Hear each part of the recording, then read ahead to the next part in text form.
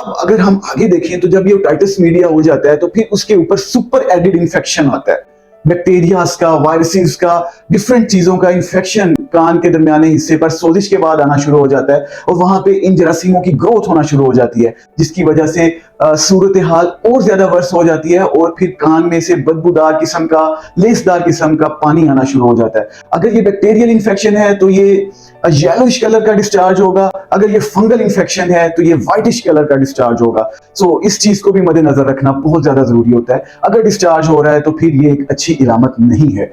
अब अगर ये बीमारी परसिस्ट करती है, इसको प्रॉपर्ली क्योर नहीं किया जाता है, तो ये बीमारी कान के पर्दे को डैमेज कर सकती है। अब इसकी डिफरेंट स्टेजेस होती हैं।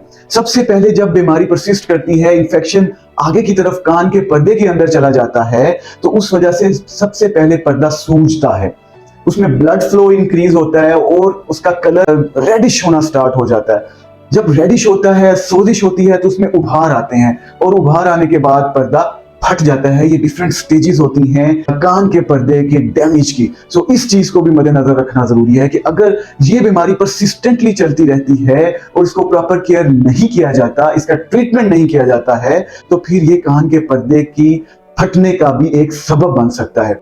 इसलिए इसके बारे में केयरफुल होना बहुत ज्यादा जरूरी है। अब आगे डिस्कस करें कि इसका ट्रीटमेंट क्या है। जनरली अगर आप इन सिम्टम्स को फील करते हैं खुद में, अपने बच्चों में या रिलेटिव्स में, तो आपको फौरन से अच्छे डॉक्टर के पास जाना है।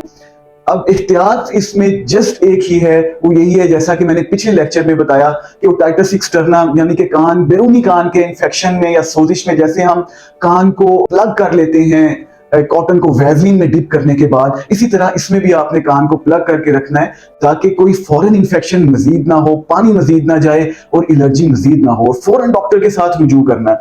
ये बहुत ही जरूरी चीज है, अदरवाइज ये डैमेज जो है वो काफी अरसे तक चलता रहता है और परेशानी का सबब बनता है। एक और चीज जरूरी डिस्कस करता चलूं कि अक्सर देखा है कि लोग कॉटन बड या मैच स्टिक या कोई भी फॉरेन बॉडी यूज करते हैं और वो ज्यादा अंदर धकेल देते हैं, जिसकी वजह से भी कई दफा कान का पर्दा डैमेज हो जाता है और उसमें सुराख हो जाता है। अगर ऐसी सिचुएशन आती है तो इसमें पैनिक करने की जरूरत नहीं है, जस्ट आपने अपने डॉक्टर से रुजू करना है। ये कान का पर्दा भी स्किन की तरह है, जिस तरह स्किन पे कोई जख्म आ जाता है तो वो फिर टाइम लेके खुद ही हील अप हो जाती है, ये कान का पर्दा भी खुद ही से हील अप हो जाता है। बस केयर करने की जरूरत होती है, ईयर को प्लग करने की जरूरत होती है ताकि मजीद सुपर एडिड इंफेक्शन कान के पर्दे को मजीद नुकसान ना पहुंचा सके। So that was all about the otitis media. Hope you will stay tuned. Thank you very much.